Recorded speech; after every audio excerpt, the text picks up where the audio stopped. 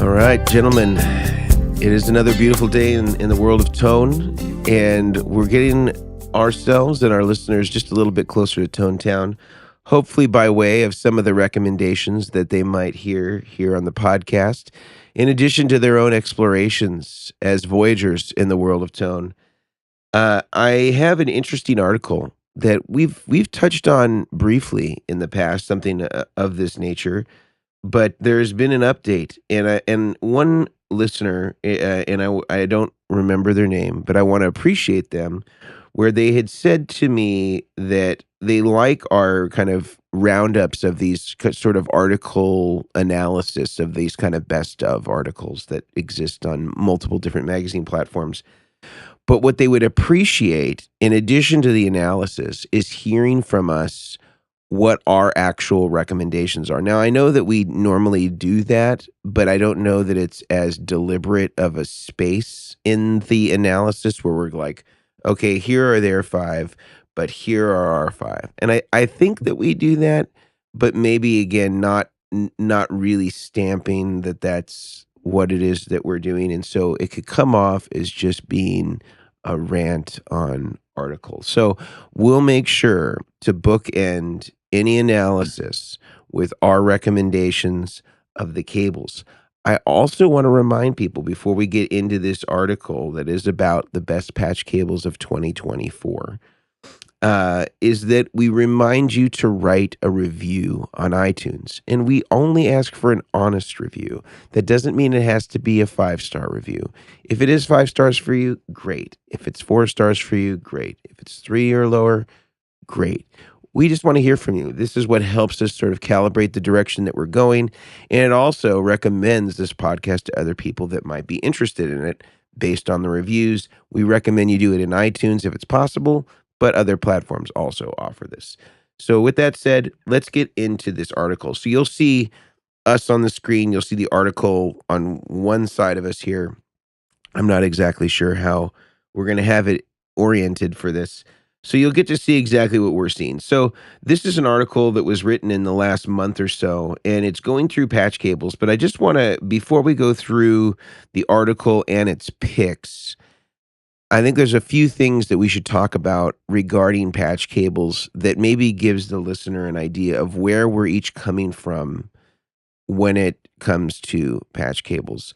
Brian and Grant, if we could start with one of you, if you could sort of just give us a really quick, let's say 30-second overview of when it comes to patch cables, what are the kind of primary 3 factors that you're looking for? Come on, Brian.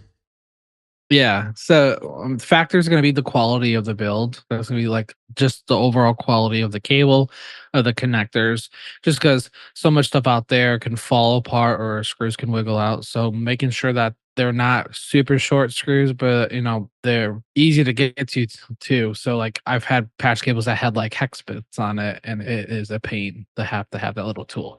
So it's always about that. The type of cabling, it's finding, anything that has like a Mogami or a high grade label brand on it is really helpful. Then when you get these like off brand cables, or like the cables that are like the multi-pack from Guitar Center where there are like 8 different colors, like there's like just like you can't actually repair that cable because it's all what's it? It's like molded or whatever. So it's so like, and that I guess really would be the third option too, is like if they have molded ends, if that patch cable goes down, you're just going to throw it in the garbage. So it's having the accessibility to repair that cable or reuse that cable and make it longer if you need a custom cable. So those would be mine. On the other hand, I would go straight for the bargain bin. My motto is basically, if the cables don't have different colors, just keep walking. I want different colored cables. That's my vibe. It's who I am. And no, I would totally agree. I think what Brian's saying is great. Me over here like going, what? What is going on here? Please leave the show immediately. Okay. I'm texting you on the side, Grant. We need to talk. No, I think those are all good points. I would say my top 3 things that I look for in a patch cable, especially these days, I think 10 years ago, my list might be slightly different, but nowadays, with pedals getting smaller, jacks getting closer together, I think you need to really consider, is this patch cable built for purpose? So that's probably my number one of, is it actually going to fit in the jacks and on the pedal board in the context that I need it to? I would say the other thing is customization. Again, kind of along those same lines. I think it's really hard to buy a pre-built pack of cables and expect it to work on a modern pedal board, both for length and plug type. And then I really enjoy something that has a decent shield. And I think that's why, I mean, you're going to find out very quickly, we all really enjoy Mogami cable, if I can be so bold to speak for you guys as well. Mogami is not bottom of the list. It has a great shield, it's easy to use, and just does a good job carrying your signal. And so I think those would kind of be my top of the list. The molded ends, I mean, to be fair, there's pros and cons to molded ends. They're usually smaller, but I think overall they do go down, they break, and then you're, like Brian said, you're throwing them in the garbage. And so it's not the green choice.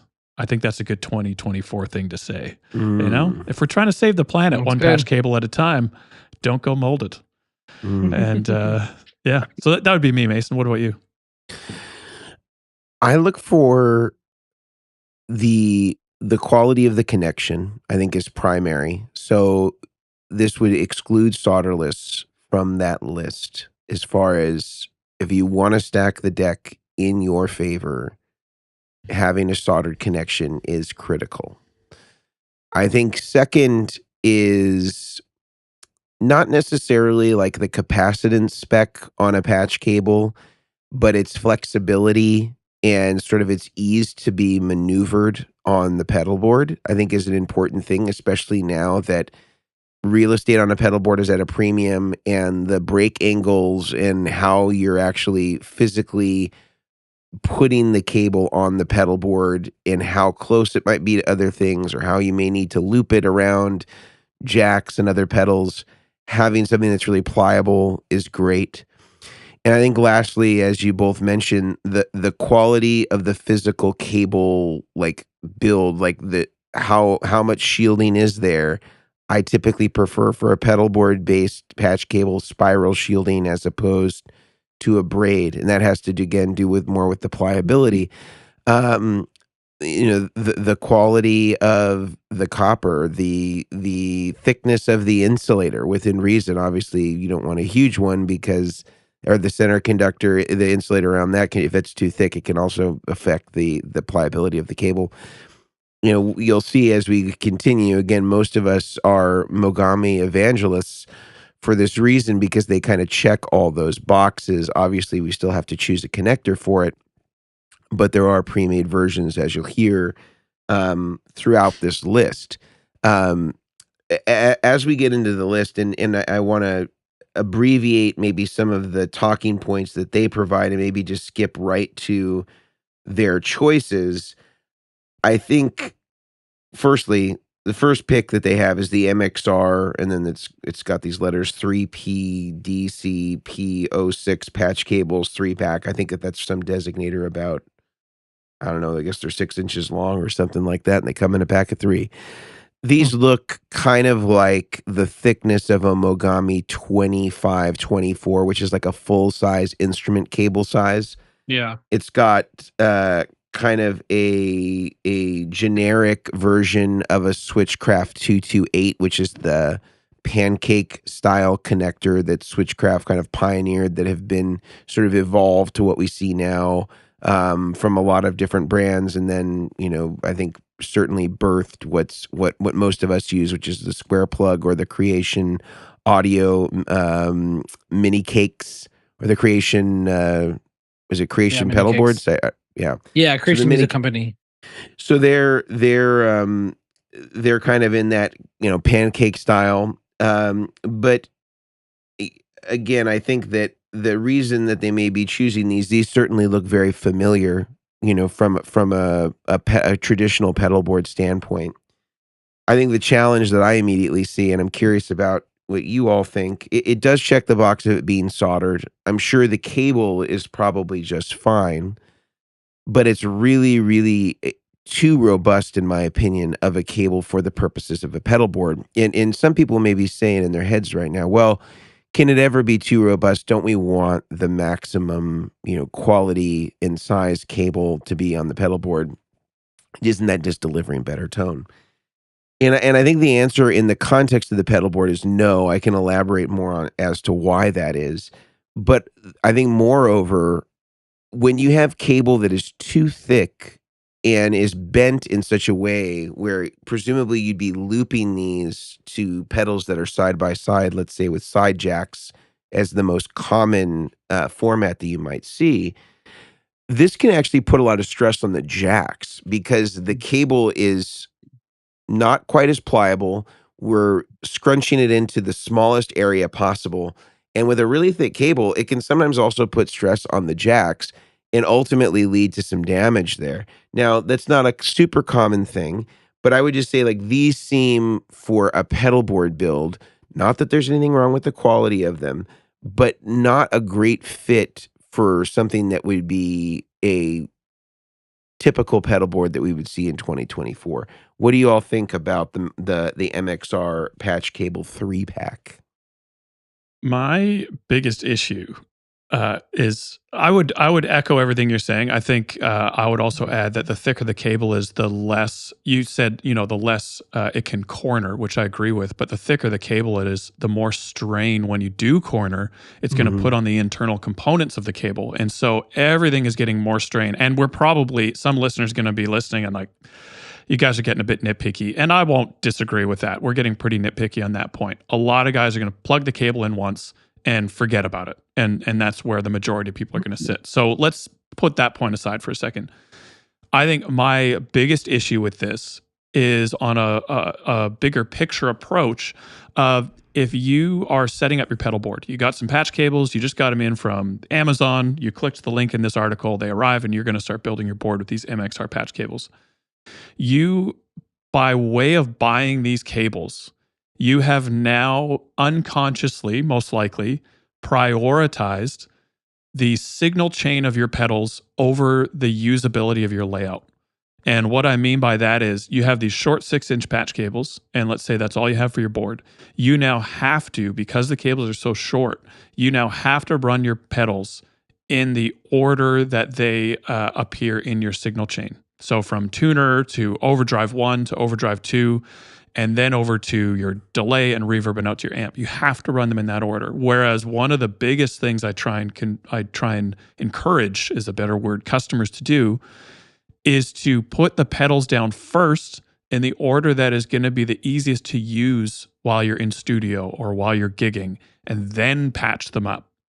And I think by buying these pre-made short cables, that is no longer an option. You can't go into the best use case for your board, the best usable layout.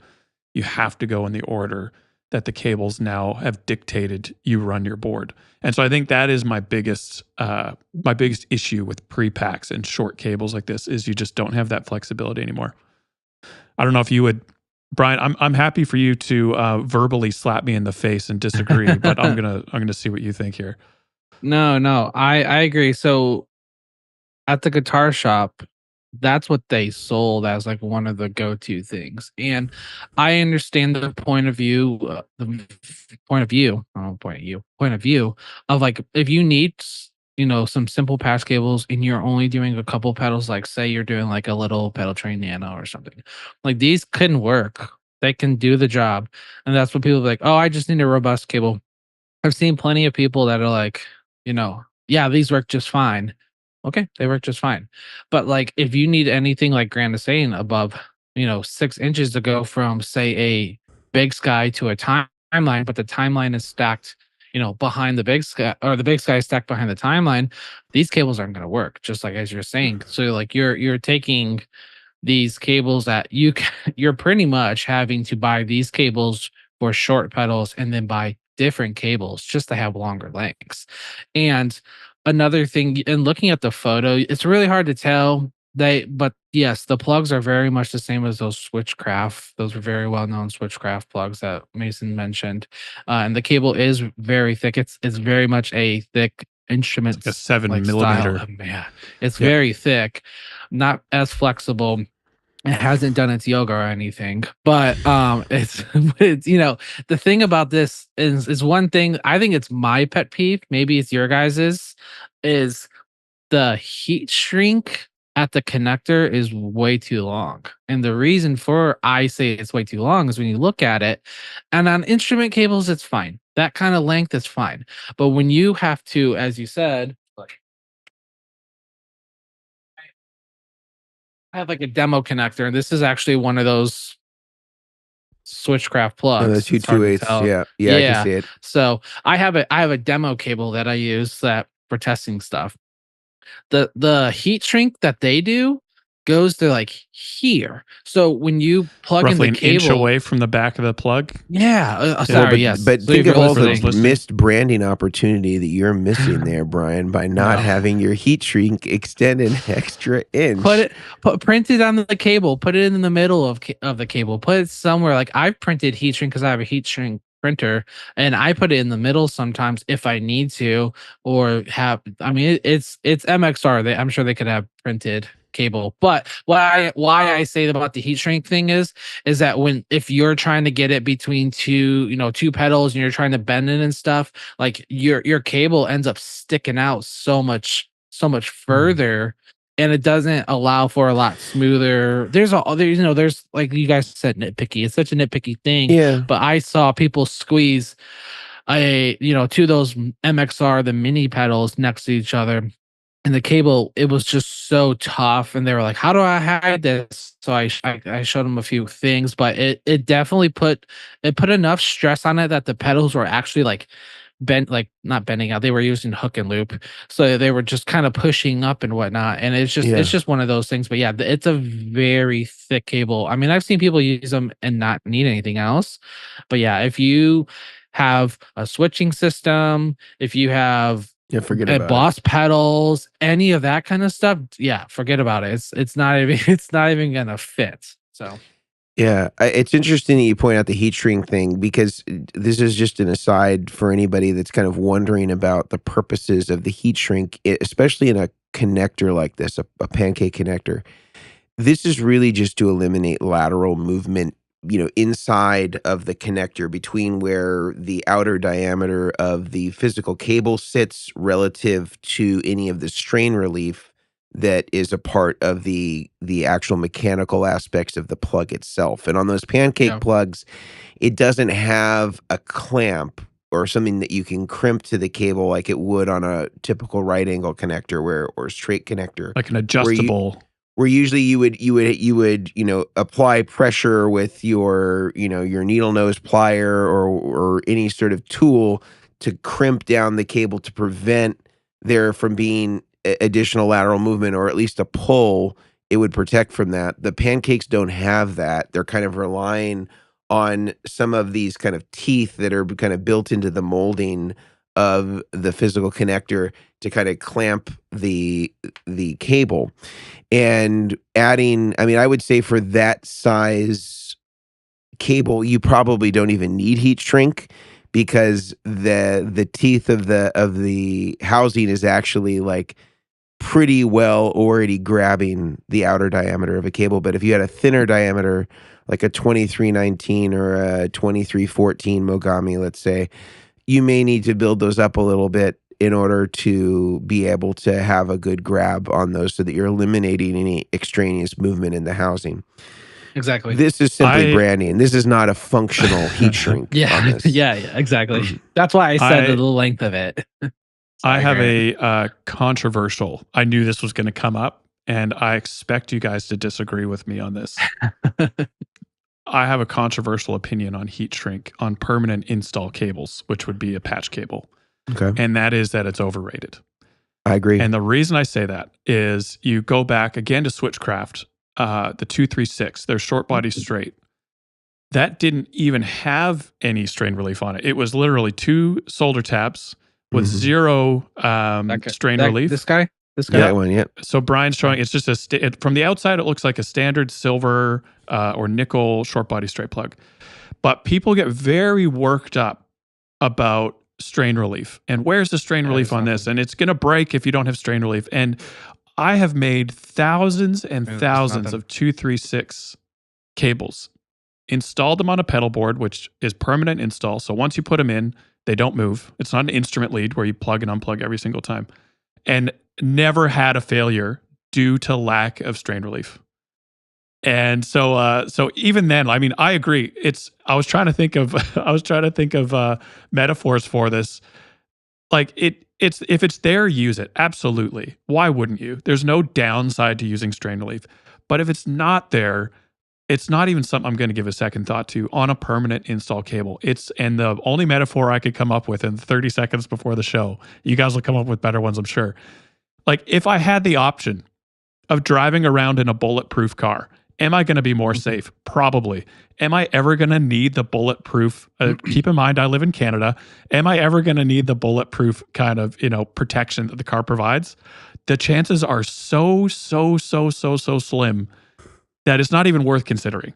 And that's kind of where I sit in the strain relief thing. I don't know. Again, take me down, guys, but that's where I sit. And I'm willing to be convinced otherwise. But currently, that's the hill I'm dying on in this episode. All right.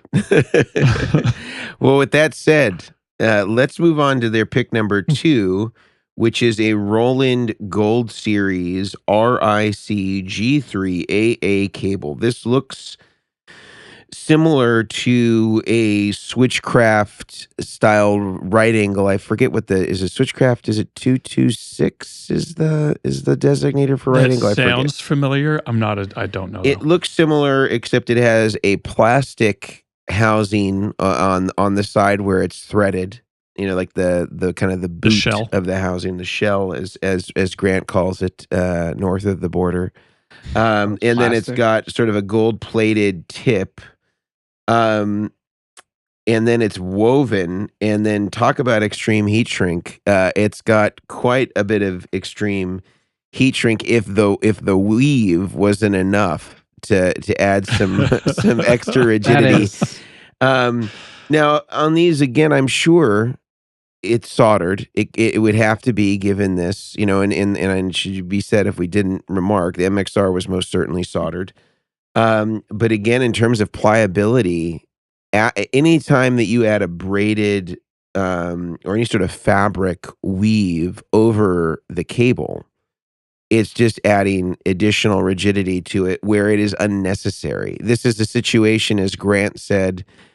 Another analogy I can think of is if the speed limit is 60 miles an hour and your car can go 200 miles an hour, it's not going to be realized. So from a robustness standpoint, if we're just looking at the cable in isolation, sure, probably plenty reliable. It's probably unlikely to be punctured on stage or anything like that.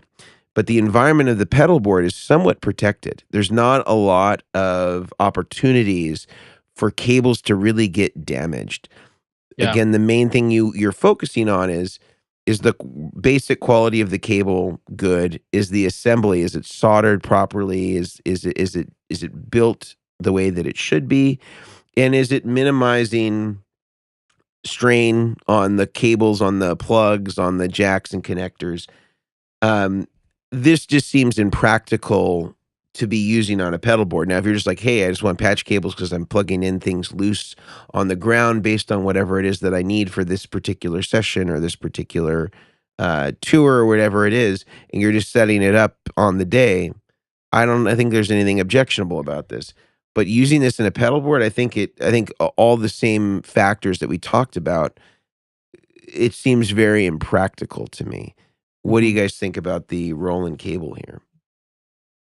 I mean, I agree completely with you, especially everything you said. I think there is, there's going to be people, that need patch cables, and this might be their only option, where they are. Grant, like their local guitar shop might have these, or this little mom and pop shop, whatever. They will get the job done. They will pass the audio signal. They may have to get really creative and how they are connecting a couple pedals together after you factor in the type of connector it is, how much heat shrink they used. That type of woven cable is not easy to. You can't tuck it under a pedal because that sucker is going to be a very thick cable. So like that's like when using dual lock and stuff, I can hide excess cable under. So I think stuff like that you kind of have to factor in. I don't think it's, I don't think it's a horrible option, but I think there are way better options out there. I think you said it's a plastic housing, right? It looks Yeah, plastic.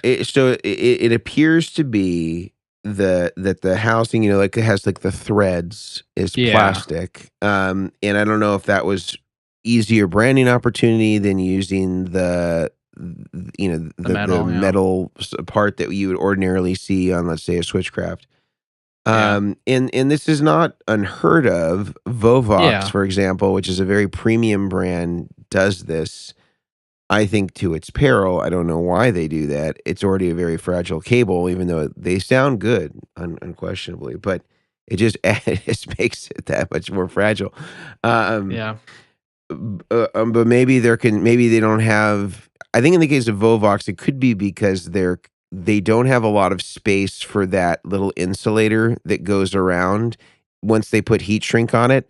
And so it allowed them to be able to not have anything that could risk grounding out because the plastic's not conductive or anything like that. So they could just put it right over, and it doesn't matter if it Yeah, touches, on yeah, the shield or on the ground or on the tip, because it's plastic. But yeah. I don't think that that's what they're going for here. I think it's just as simple as either being Like a a less cost effect. expensive Yeah. way to do it or an opportunity to brand. It's a lot easier to brand plastic than it probably is to engrave Oh, for sure. the metal. Yeah. I mean, I've seen people use this cable, this essentially woven, how do you say it? Part of the cable. Like I've seen people use like the Line 6 G30 wireless packs and stuff that like the body packs that connect to their straps. I've seen people try to use these cables. Granted, 6 inches is probably not the best cable to use on such for your instrument Hmm. and stuff. But I've seen people use it in that circumstance.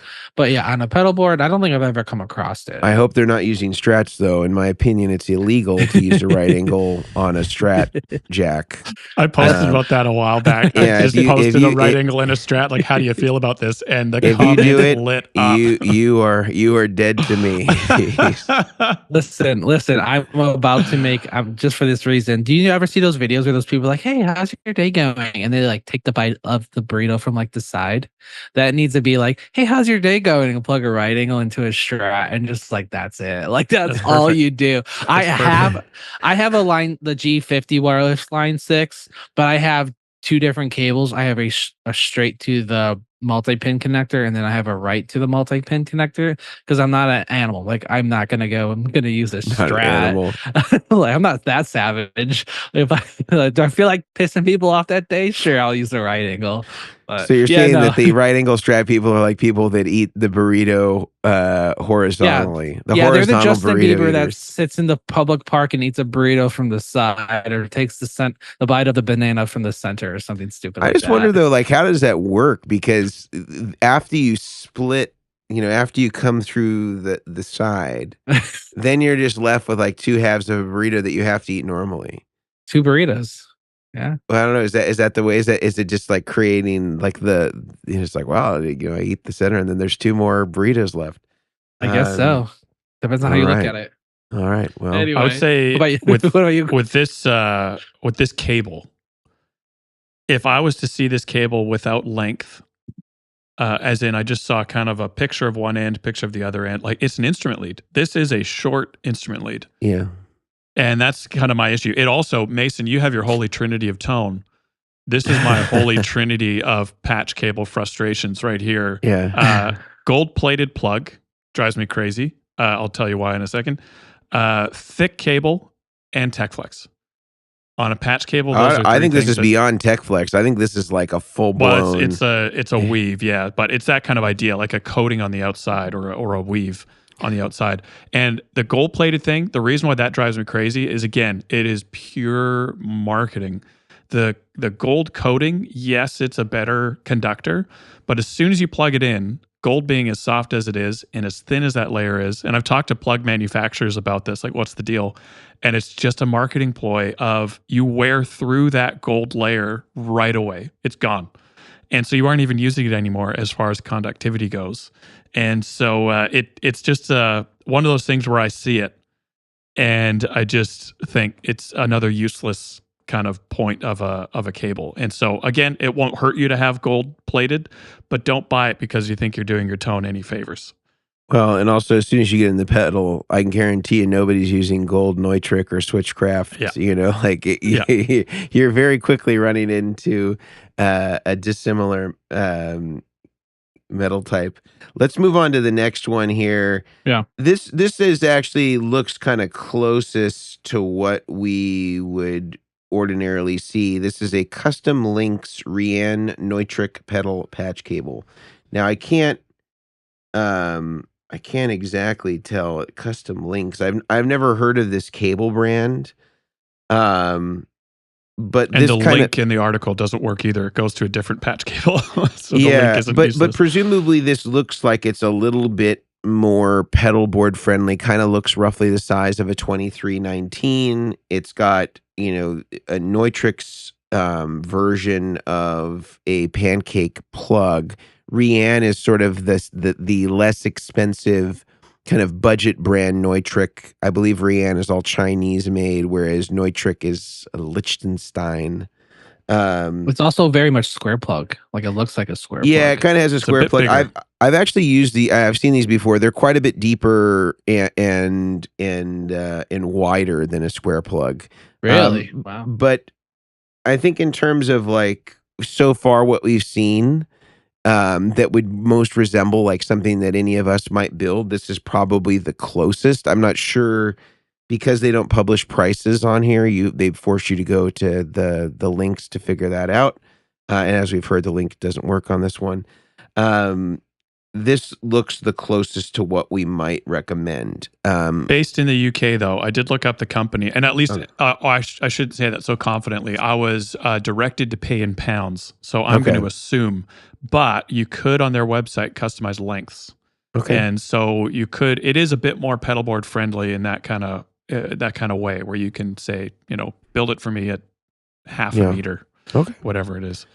It should be mentioned though that that from each of us, there are options to buy custom-made cables. Should somebody be interested, they can reach out to Brian Omilion or the good folks at Goodwood and say, hey, I'd like a right angle to straight that's 16 inches long. Would you build that for me? And they can do that for you. So there are options domestically. Should it be that, you know, this article does in fact take you all the way to the UK and you're like, hey, I don't live in the UK. It doesn't make sense for me to ship something all the way over there. Those examples exist. But getting back to this does look the resembles most closely what we might see. Or this is the most patchy. Yeah. Yeah. Are you in agreement with that, Brian? I am. I was just trying to Google that Rean plug to see. Yeah, it's where they were. Yes, bigger. But yes, I'm completely agreement. Let's I think we can kind of skip over a few of these. I think that was the primary list. I guess it was only a list of a few. Yeah. Oh no! If you go a little bit further, they give you other options. They have some ribbon options. They have the Ernie Ball, which is the ribbon cable, and I believe they also have another one, which is the E. They do have a Mogami cable here, but this just looks like a regular guitar cable. Yeah, it looks like an instrument lead. Again, well, like the ribbon cables, I've had like people buy them. Great. There's the EBS. Have you opened one up? Have you guys ever opened up a ribbon cable? I'm curious how the shielding works. That's my only question because the plugs are small. That's awesome. But I look at a flat cable. I'm like, well, how are you shielding the center conductor? It's very thin. So I've opened the Ernie Ball, I've opened the EBS, and I've opened the Warwick ones when I was actually at Sweetwater, because this is a question that some of their sales engineers had. And I think one of them had won, you know, some sort of giveaway internally, you know, because when you do an office hour there at Sweetwater as a vendor, you can go and you can do these things called office hours where you you're doing education with their sales personnel, and one of them had brought some of these, and so we cut them open, and they are soldered at the tip, even though there is a molded housing. But the center conductor is quite thin, as you would expect, because to get the mold or the kind of the ribbon nature, it has to be very thin. Equally, the shielding is pretty thin. But I think that for this application, for the type of user that it's targeting, I don't know how big of a deal it is. Like it's not on the same level as a Mogami, but I don't know that somebody who's buying this is expecting that. I'm not sure. Um, but it is soldered, so it does check that box. It's not customizable, so it doesn't check that box, and it can't be repaired because, again, of the molded nature. So there are those concerns if longevity is a thing. And again, I think that's the same whether we're talking about the Ernie Ball versions or we're talking about the EBS versions. The only one that seemed like it, and there's this solderless cable kit. I don't even think we need to cover that. I think solderless. We talked about that many times on the show. In this context, it is not. It does too many things. It's bad in so many ways, other than its ability to be able to customize it if you have no pre-existing skills to make your own cables. I think the only thing here that was strange to me. Oh no, I thought these were the Ernie Ball, just like non-ribbon versions that were kind of closer to like those Roland ones. I was going to say those are not great, but one thing I want to say before we sort of complete this part on patch cables, or maybe we move on to another article that we had discussed before the show started, is I think that the main distinction that I would give to anybody about patch cables is obviously there's limitations if you're unable to solder. If you're able or willing to solder, there's lots of great resources that each of us have actually put out that are free on the internet. You can go and type in DIY patch cables, and there will be a lot of high quality content that will show you. And I'm speaking for at least the people that are present in this podcast, but I'm sure there are others too, that tell you exactly the cable to get, that tell you which plug to get, that walk you through what solder to get and soldering iron and the tools that are required in order to make your own patch cables. And that's like the best case scenario. If you're somebody that is willing to invest, I'm going to say 10 hours in learning to solder, it will be something that you will be able to do forever. You'll never have to pay for a cable again because the cost of bulk Mogami cable is cents on the dollar. It's very inexpensive to buy in bulk. And the most expensive part is usually the connector, which can be a few dollars per side.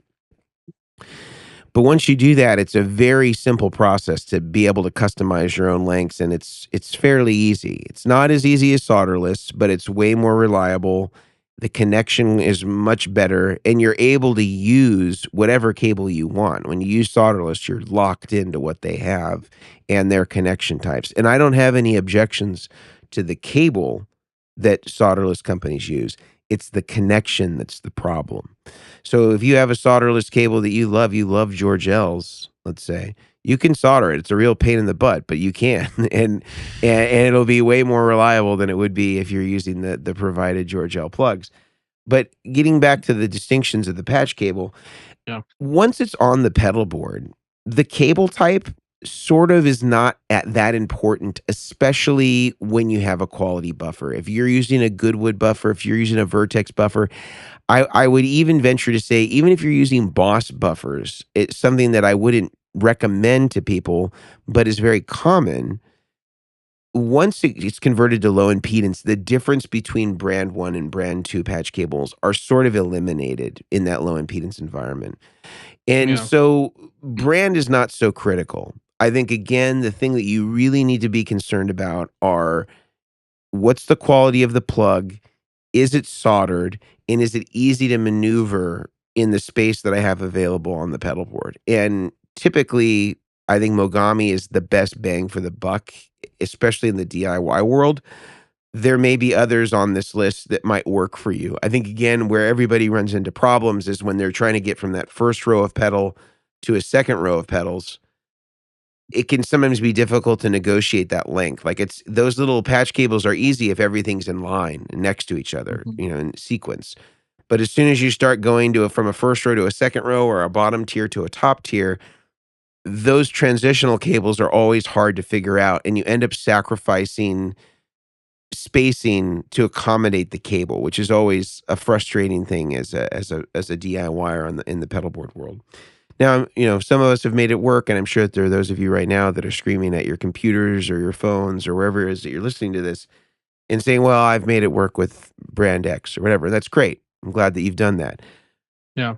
From a professional standpoint, though, it's just you can get a way better quality cable for way less money if you're able to build it yourself. And that's I don't think there's any way around it. I think that there are options, obviously, that all of us offer some sort of custom cable sizing and length and stuff like that you can check out if you're interested in that. But the bottom line is that the cable on the pedal board is, in terms of the tone aspect, because it's low impedance, it matters much less than, say, the cable that's coming out of the guitar and going into the pedal board, where there's no low impedance driving it unless you have some sort of preamp on the guitar itself, or active pickups. Then that cable is less important. But generally, the most important cable is that first one, the guitar into the board.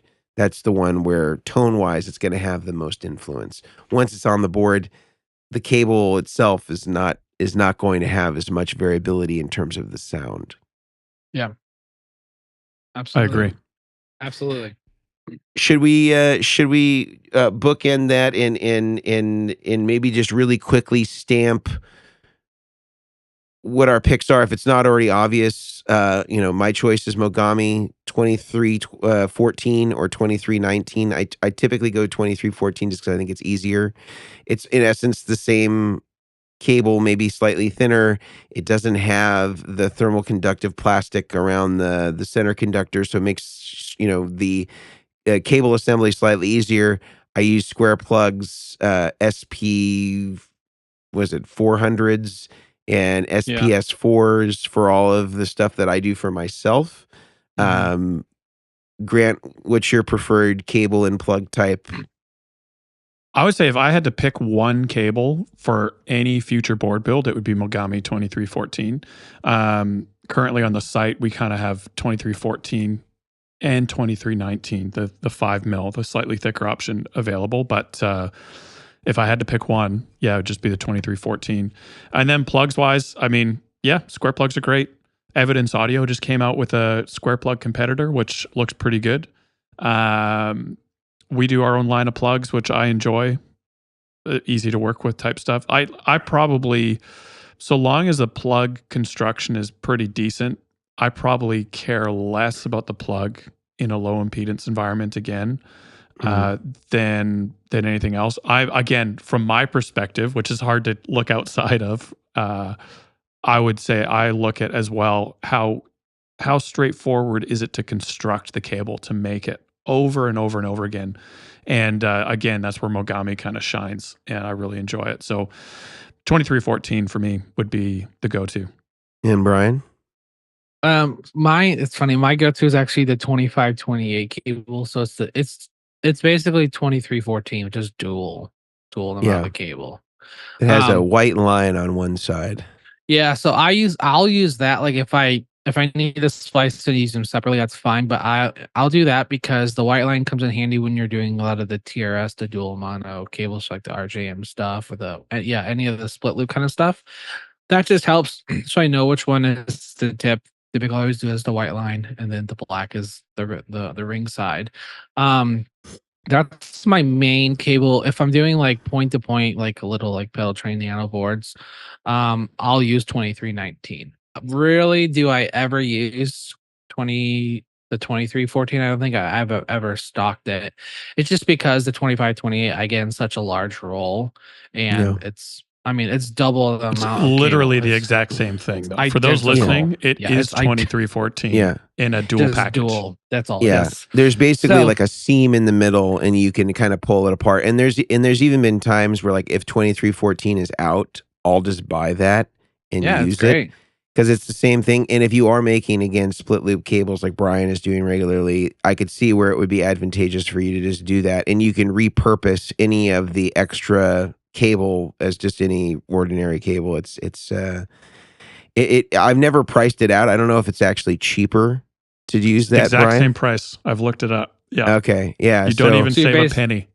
Yeah. Yeah. Well, and so is it the same? So if you buy a foot, I guess it would be a yard. They do it in yards. What is it? Is a yard of 2314 the exact same price as the 2528? Well, it's exactly double. So okay, you yeah. So you're not for saving 1 anything. foot, no, you're not saving anything. So it's really just buy whichever one makes the most sense for you. Yeah. Well, I do it, and I do it for space reasons. Like I have these cable reels like that I have on the wall, so it's easy to have 3 cable reels, one that has 2528, one that has 2319, and then a MIDI, like a MIDI mic cable one. Like those are the 3 cables I'll have. Which that's a whole different realm of type of options. But so 2528, 2319. Yeah. Which I always remember 2319 because I think of Monsters Inc. with the code. We have a 2319. So anytime someone will be like, which cable? And I'll say 2319 and I'll put a sock emoji next to it because it's from Monsters Inc. He had a sock on his back. So the people that know, if you know, you know.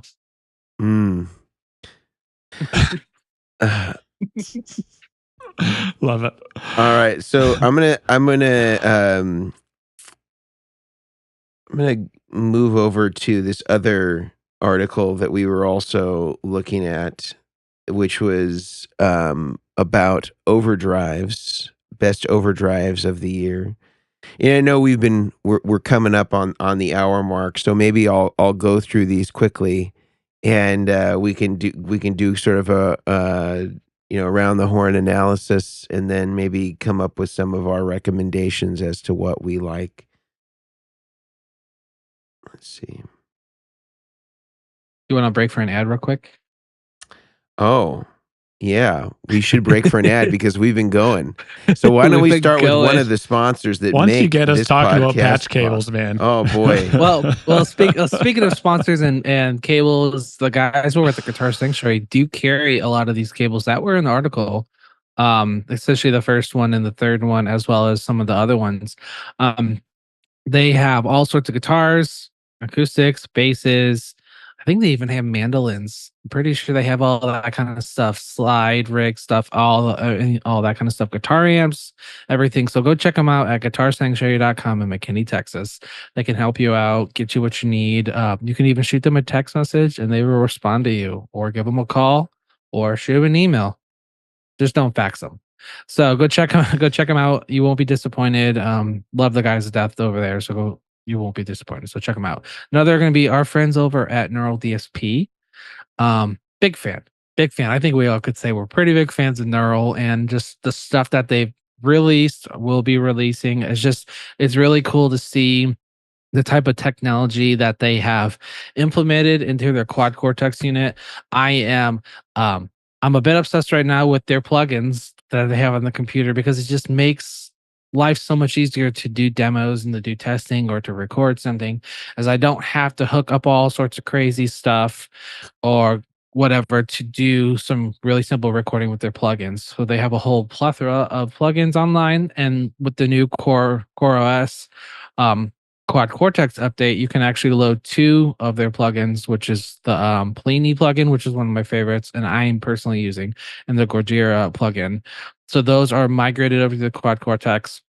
If you go, oh shoot, I don't use those ones, don't worry. They're going to be working on rolling out the rest of the plugins to be more capable.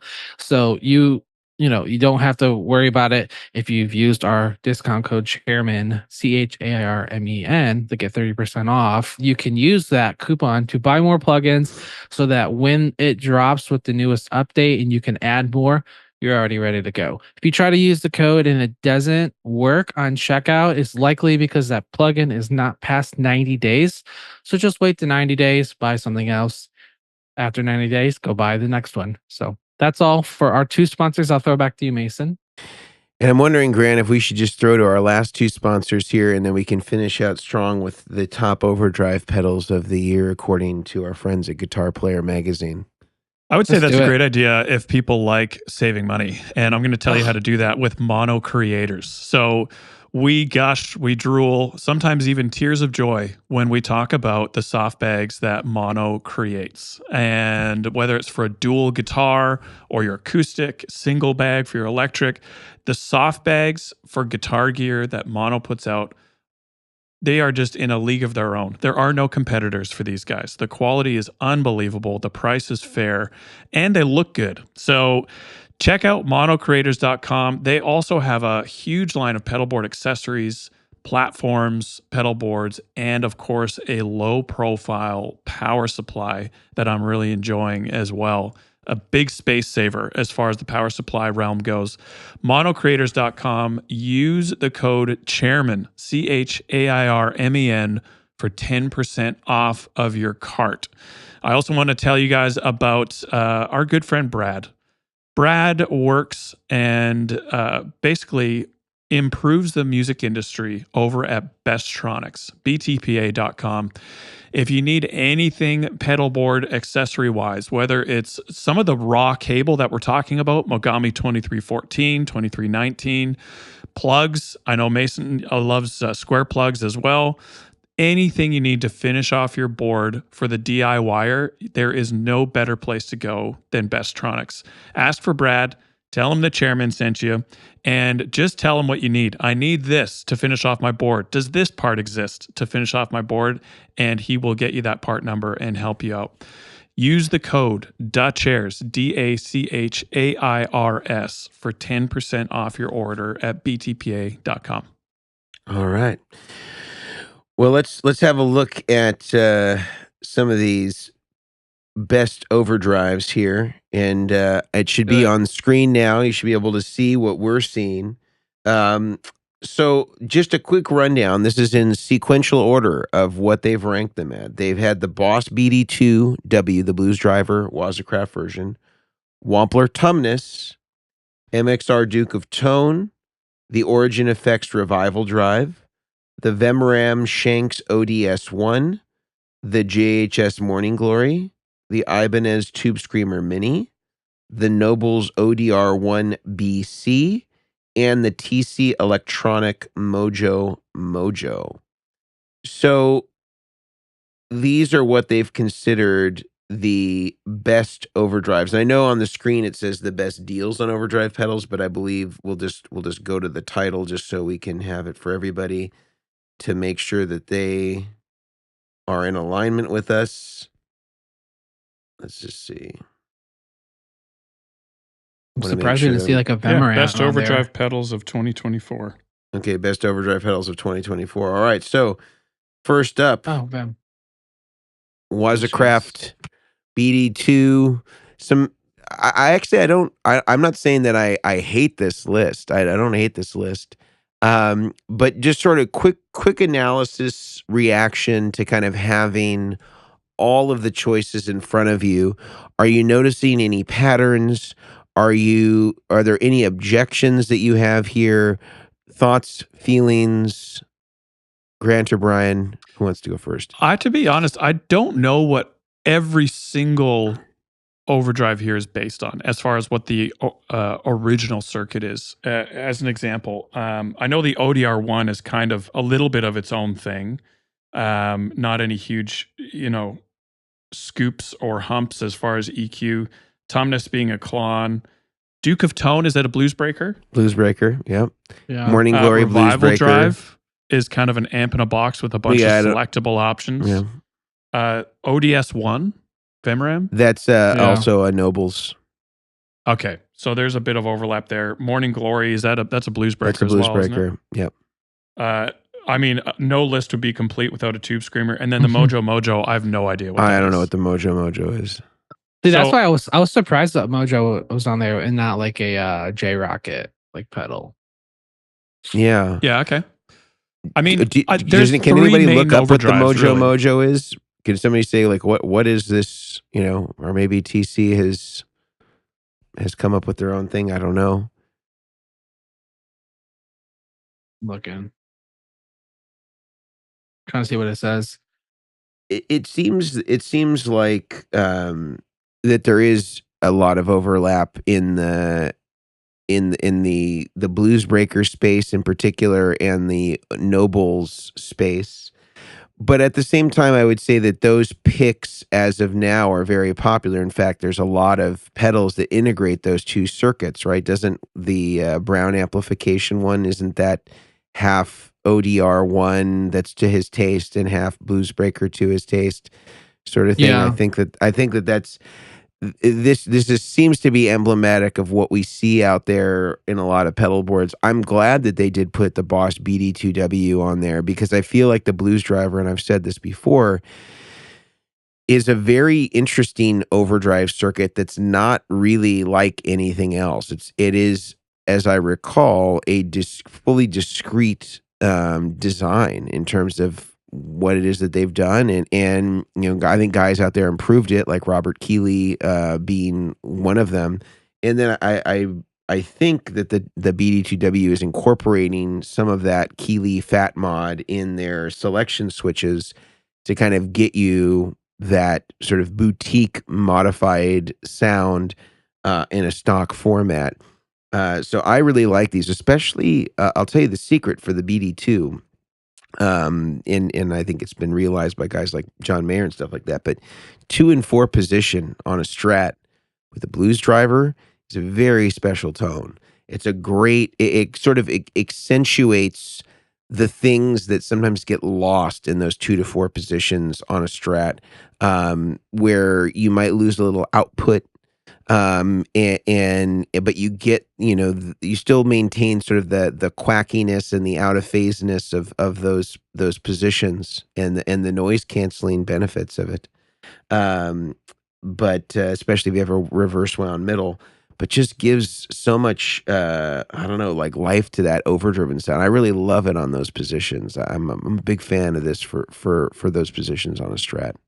I don't know if you guys have these overdrives in your life as well. They're kind of like the problem child of overdrives in my mind, where the BD2 is one of them. The King of Tone is another one, where I hear other people play them. Like, that sounds awesome. Like, you make that pedal sound so good. And then I plug it in and I try and play it and I just can't get a sound. I can't get anything I'm happy with. And the Blues Driver is one where I have heard other people, customers, artists, they're using a blues driver and it just sounds incredible. And I love what they're doing. And then I plug it in, I just can't do it. And the same with the King of Tone. Everyone seems to love the King of Tone. And they pull what I believe is a great sound with a King of Tone. And then again, I put on my rig, can't do it. And so I have zero problems with the blues driver as an overdrive. And I know it does great stuff. It's not for me. I just haven't gelled with it. And which it hurts me to say because I really want to. But that's one of those pedals on my list. yeah. No, I mean, looking at the list, I've seen them all come through. I mean, there are comparisons. I mean, the Morning Glory, the Tube Screamer, all of those have been such staple pedals, and it's ironic that the Morning Glory has kind of been dubbed like the transparent, like it's literally labeled as best transparent pedal. And when I first Googled the Mojo, the very first thing someone asked was, "What is this based off of?" And someone says, "Oh, it's like transparent." And then someone literally Buzzwords. just goes, "What the heck does transparent means? Tell me what the pedal is." Like, and it's like based off like an OCD or something. I think someone guessed. I don't know. But like, that's what someone says, but you never know because it's a form, so you never know what's true. But like seeing like the Morning Glory, and I do agree. I mean, the Morning Glory has been probably in the past 10 years one of the most common pedals, if not the most common pedal I've ever seen through boards. And it's a great pedal. I've never, I'm not a huge Tube Screamer guy. We've been through this before. We already talked about how I'm not a big Tube Screamer guy. So if you're offended, I'm sorry. But like Which I seeing am. like which you are, the ODR, like those kind of things, like I never got along with, but I understand why they're there. I mean, the ODR circuit is, is very well known. So I think the list is great. I think the last one is the only one I'm just going, I don't know. Well, I think budget wise, I think it's kind of Yeah. why it was on there. But Makes I would sense. say a budget pedal that I think sounds amazing is that ODR Mini is very Yeah. inexpensive and is really good sounding. And I even think I mean, there are any of these on the used market too. You could probably cut another 30% out of them, and that's the kind of thing. Oh, I yeah. know that that's not what they're going for here, but another interesting thing I thought about the Tube Screamer recommendation. I'm definitely a Tube Screamer evangelist, whether it's for blues to like overdrive a clean amp, or whether it's to tighten up a high gain amp. I think that there's a lot of versatility in what the Tube Screamer does. The interesting thing about the mini Tube Screamer, comparatively to like, let's say a TS9, which would be, in a similar range price wise, is that the TS Mini is true bypass. Doesn't have the same switching as the original Tube Screamer. And I haven't looked at this, but sometimes, and this has come up in other conversations that we've had, when they do an ODR1 mod, or sorry, or we talked about this with the ODR1 mod with Barry, is that they also remove the FET switching. And so I don't know if they did that with the Tube Screamer, if they took away the switching component that's in the original, but that is also part of the sound of the Tube Screamer. I have a TS Mini and I think it's fine. It does sound different a little bit than some of the other Tube Screamers that I have. It's still a Tube Screamer, but it is slightly different. So I would almost say I would prefer, if I'm going to spend that money, to get a standard TS9 that has the original switching of the Tube Screamer or whatever. I would prefer to have that one if Yeah. I'm the buyer. Yeah. But both of them, I think, will do the job. I think unquestionably. I like that they threw in the Boss Wazercraft BD2. I think that was a cool addition. I wish for the Klons. I think that Rocket, in my mind, and I still like the Wampler. I have nothing against that pedal. It's great at what it does, unquestionably. But I think that the Archer, I think, is still in the world of Klon clones. I think kind of has to be the first name.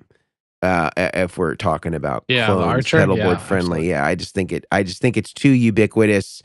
I think that the users of it, as far as like artists that are either converts to a clone from their clone, or don't want to take their clone on the road, or the Jeff Beck Association thing. Did you say It's just converts?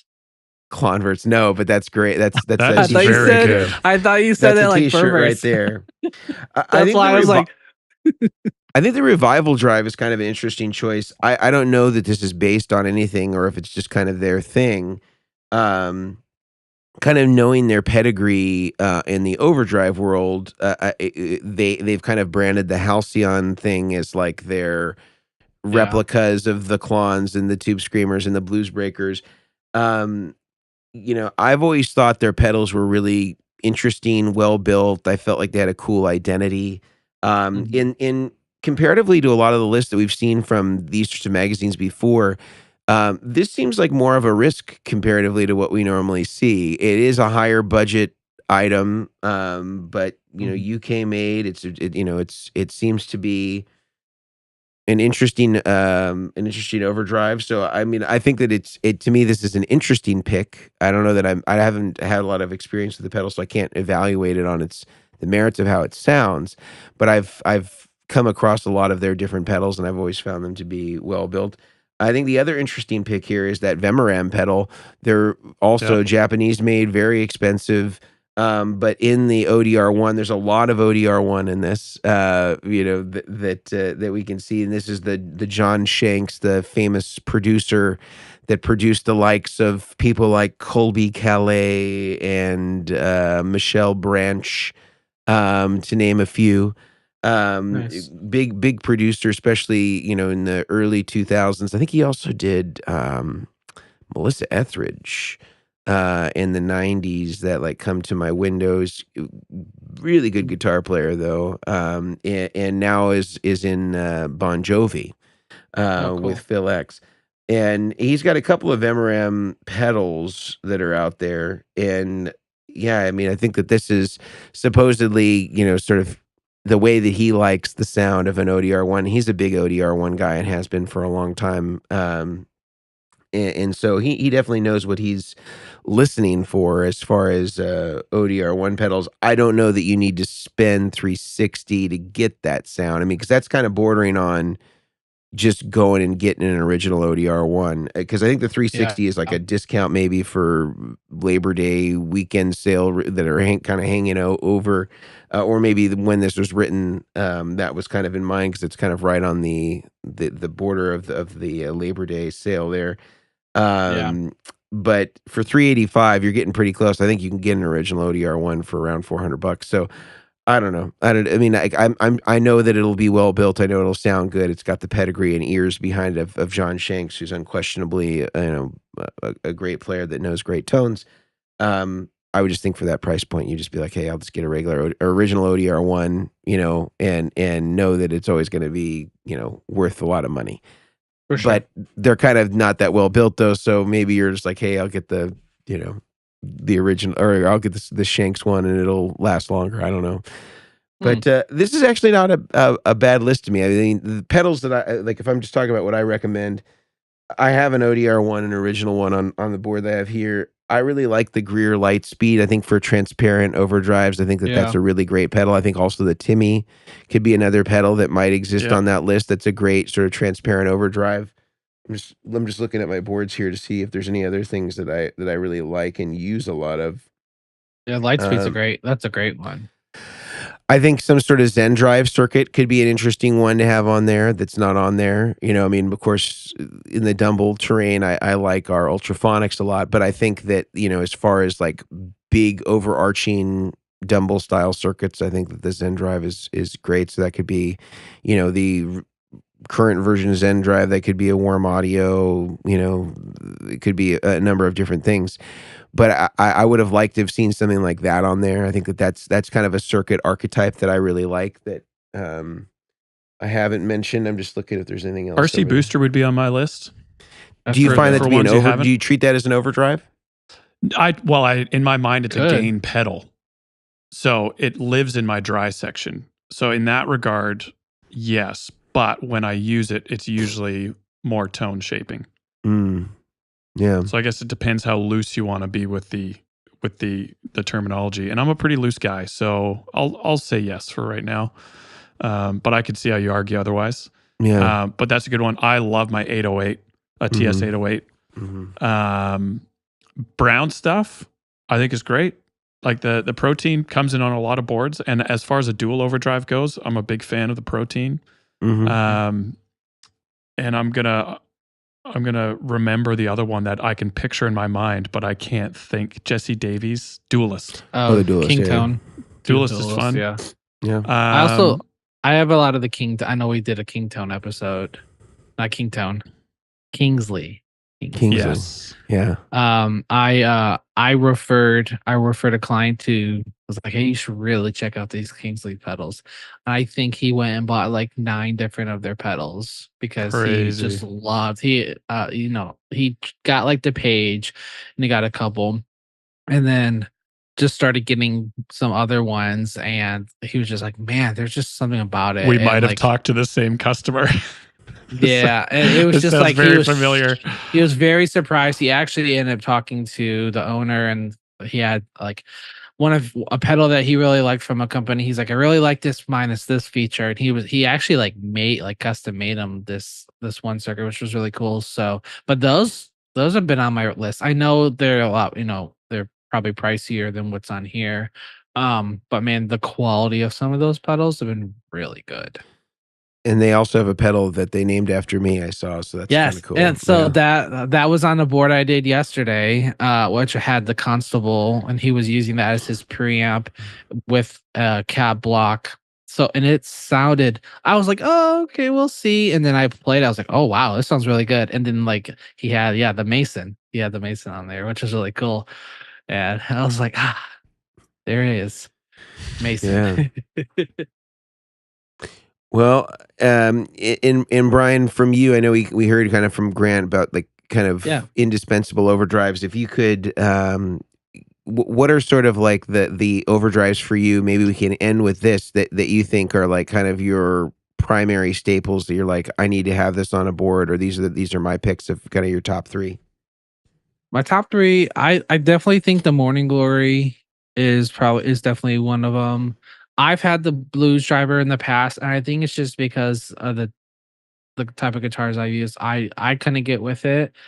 So it'd be Morning Glory, honestly, the Archer, and I've been a really big fan. And this might there might be one already on here. Like I really do like the Origin stuff, but I'm a huge fan of the Carbon from Brown. So Brown Amplification came out with a Carbon. So then they did a Carbon X, so it's 2-in-1. And I've been a fan of it lately. It's been really is that Blues Breaker style, or what is that?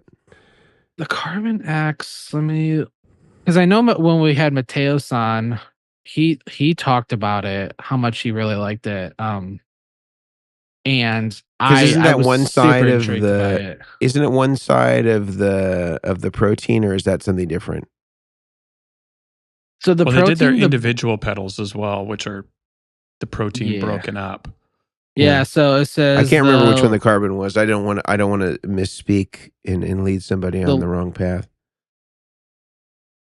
So the blue side is based off of the description on the website says it's based off of the legendary John Mayer Continuum album side. That's what he labeled it as. So it's an album and a pedal. It's a whole album. No, it's I'll look it up while we're talking. I can't remember. The thing is, I was like, I'm really intrigued by it, so I got one.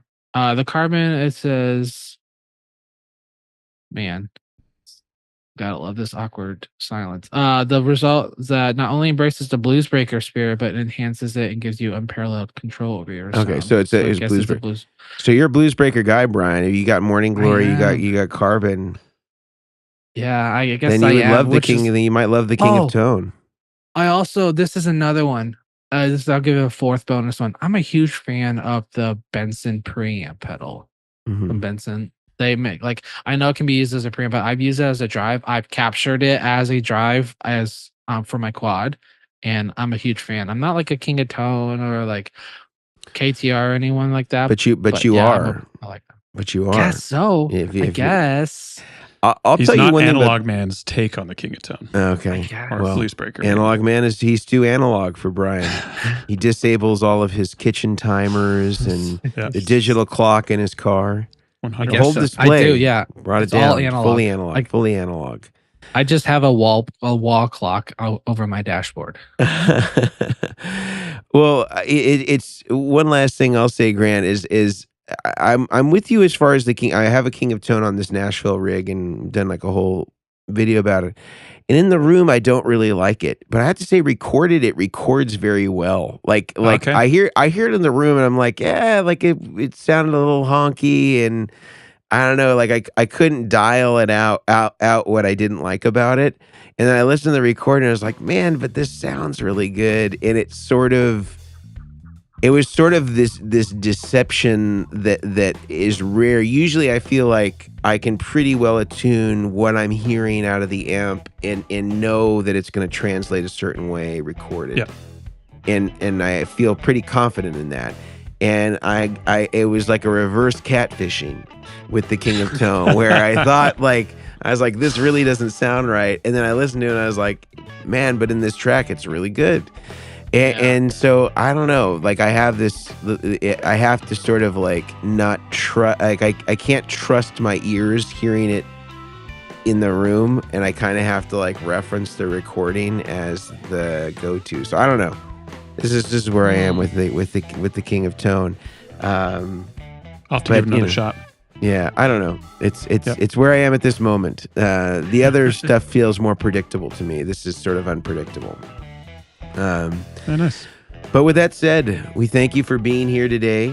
We thank our sponsors for supporting us. We will have all these articles linked in the description and in the show notes if you want to check them out. We'd love to hear your feedback. We hope we've implemented some of the feedback in being very clear as to what our recommendations are as it relates to some of these articles.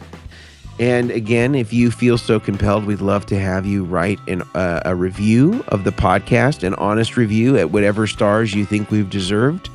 And that is most effective for us in terms of the benefits that we might have, or to punish us if we're doing a terrible job in your mind, is to go to iTunes, write us a review, or you can head to wherever it is that you listen to podcasts and write us a review. I think it's just most effective for whatever reason. iTunes seems to be the North Star as far as algorithms are concerned. And so that's just where it will be most effective if you're willing to write us one. We really appreciate it. Until next time, gentlemen, we will see you a little further on the road to Tone Town. Hop back into the Miata, strap Grant in on the back of the trunk. I'm ready. We'll get Go. going. All right. See you guys. See you guys.